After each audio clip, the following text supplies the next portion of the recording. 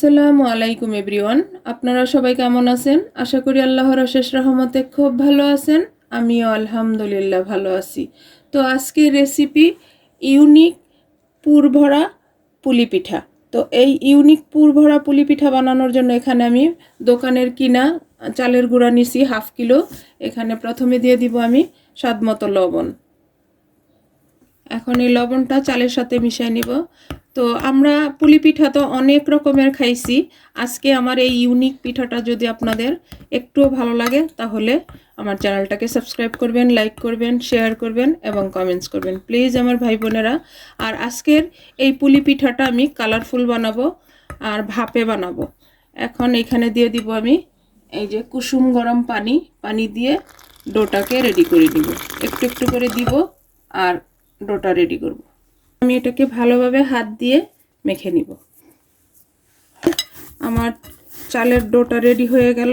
এখন আমি এটাকে একটা ঢাকনা দিয়ে সাইডে রেখে দিব। আপনারা বাসায় বানালে এটা 10 মিনিট বা 15 মিনিট রেস্টে রাখতে পারেন, রাখলে ভালো হয়। আমি এটা সাইডে রেখে এখন আমি পুরটা রেডি করে নিব। পুর বানানোর জন্য একটা ফ্রাই প্যান বসাই দিছি, চুলাটাও জ্বালাই দিছি। এখানে এখন আমি দিয়ে দিব 2 কাপ চিনি। মিষ্টিটা যে যতটুকু খান বা যে যতটুকু বানাবেন ওই মেজারমেন্টটা হিসাব রেখে দিয়ে দিবেন। আর যারা গুড় দিয়ে বানাবেন তারা তো গুড় দিয়ে বানাতে পারেন। আর প্রবাসে তো জানেন সবসময় সবটা হাতের কাছে পাওয়া যায় না। এখন এখানে দিয়ে দিব বড় সাইজের একটা নারিকেল কোরানো, একেবারে ফ্রেশ। এখনই আমি কোরাই নিছি। দিয়ে এখন প্রথমে আমি পুরটা বানাই নিব।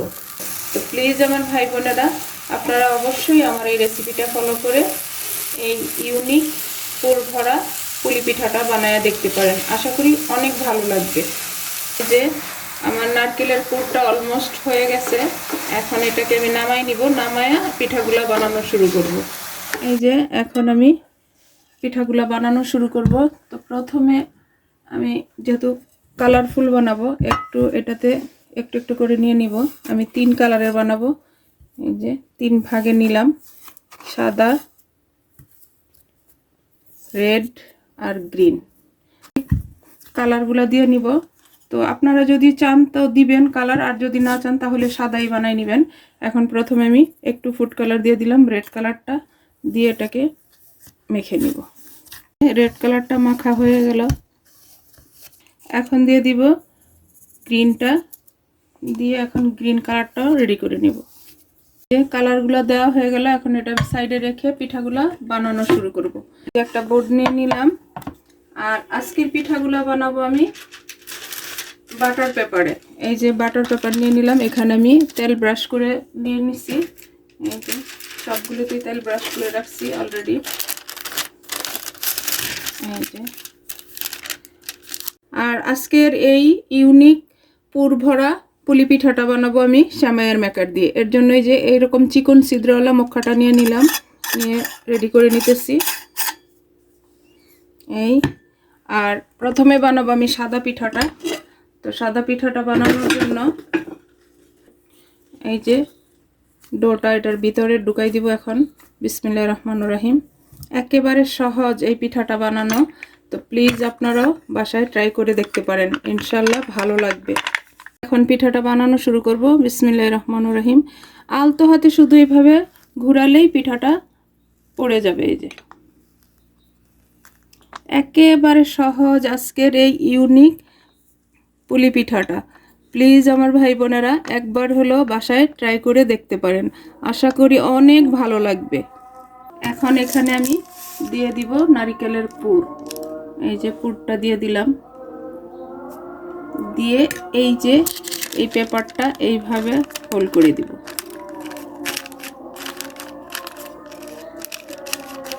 একেবারে ইউনিক আজকে এই পুর ভরা পুলি পিঠাটা, দেখেন মাশাআল্লাহ। এখন এই সাইডগুলো একটু হাত দিয়ে এইভাবে চেপে দিব।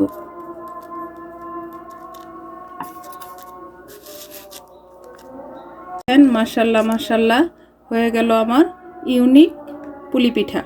আমি একটু বড় সাইজ করেই বানালাম, তো আপনারা চাইলে এর চেয়ে ছোটও বানাতে পারেন। এটা এখন সাদাটা এখানে রেখে দিব। বানাবো সবুজটা। আমি 3 কালারের 3টা পিঠা আপনাদের সাথে শেয়ার করতেছি। এই যে দিয়ে দিলাম, দিয়ে এখন সবুজটা বানাই নিব। এই যে সবুজটা বানানো শুরু করলাম। আর এরকম মেকার যদি আপনাদের হাতের কাছে না থাকে আপনারা কিন্তু সিরিঞ্জ দিয়েও এই পিঠাটা বানিয়ে নিতে পারবেন।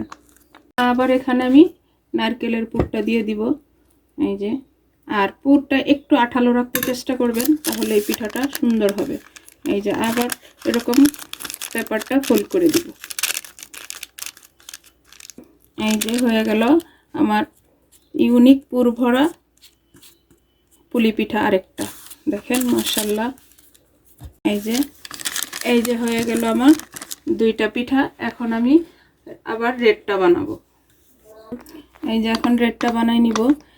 তো প্লিজ আমার ভাই বোনেরা, যদি আপনাদের একটু ভালো লাগে তাহলে এই বোনটাকে অবশ্যই কমেন্টসে জানাবেন যে আজকে এই ইউনিক পুলি পিঠাটা কার কার পছন্দ হয়।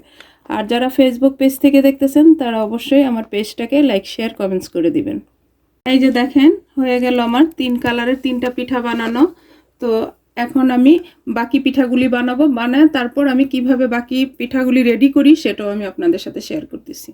দেখেন হয়ে গেল আমার বানানো ইউনিক পুর ভরা পুলি পিঠা। এখন এগুলোকে আমি একটু স্টিমে সিদ্ধ করে নিব। এর জন্য এই যে চুলাতে একটা পাতিল বসাই দিছি আর একটা ঝাঁঝরি দিয়ে দিছি। এখন এই ঝাঁঝরির মধ্যে পিঠাগুলা দিয়ে দিব। আমার পানিটা অলরেডি বলকও চলে আসছে। এখন চুলাটা আমি একটু কমাই দিব, দিয়ে পিঠাগুলা দিব। আর পিঠাগুলা কিন্তু আমি এই পেপার সহই দিব। বিসমিল্লাহির রহমানির রহিম। এখানে যতটা মানে পাতিলে হয় অতটাই দিব আর কি। এই যে পিঠাগুলা দেওয়া হয়ে গেল। এখন আমি ঢাকনাটা দিয়ে 15 মিনিট হাই ফ্লেমে এটাকে রান্না করে নিব। আর 15 মিনিট হয়ে গেছে। মাশাআল্লাহ আমার পিঠাগুলোও সিদ্ধ হয়ে গেছে। দেখেন এই যে সিদ্ধ হয়ে গেছে। মাশাআল্লাহ মাশাআল্লাহ। তো এখন আমি এটাকে নামাই নিব। নামায়া সার্ভ করে আমি আপনাদের সাথে শেয়ার করতেছি যে আজকে আমার ইউনিক পুর ভরা পুলি পিঠাগুলো কেমন হয়েছে। এই যে দেখেন মাশাআল্লাহ হয়ে গেল আমার ইউনিক পুর ভরা পুলি পিঠা। মাশাআল্লাহ মাশাআল্লাহ, দেখতে যেমন সুন্দর খাইতেও তেমনি টেস্টি হয়েছে। তো প্লিজ আমার ভাই বোনেরা, আমরা তো কত রকমের পুলি পিঠাই খাই, এই আমার ইউনিক রেসিপিটা ফলো করে আরেকবার বানিয়ে দেখতে পারেন শীত যাওয়ার আগে, তাই না? তো যাই হোক, এটা আমি একটু সাইডে রেখে আপনাদেরকে একটা পিঠা ভেঙে দেখাই যে কেমন হয়েছে। দেখেন মাশাআল্লাহ পিঠাগুলা দেখেন একেবারে পারফেক্ট। তো একটা ভাঙি। এই যে দেখেন দেখেন মাশাআল্লাহ, দোয়া ওঠা পুর ভরা পুলি পিঠা। তো এরকম বাসায় বসে যদি ইউনিক পিঠাগুলা বানানো যায় তাহলে আর কি চাই, তাই না? তো যাই হোক, আজকে আমার একেবারে ইউনিক পুর ভরা পুলি পিঠাগুলা বানানো শেষ হয়ে গেল। আমি আপনাদের কাছ থেকে বিদায় নিব। আবার নতুন কোনো রেসিপি নিয়ে আসবো। আল্লাহ হাফেজ।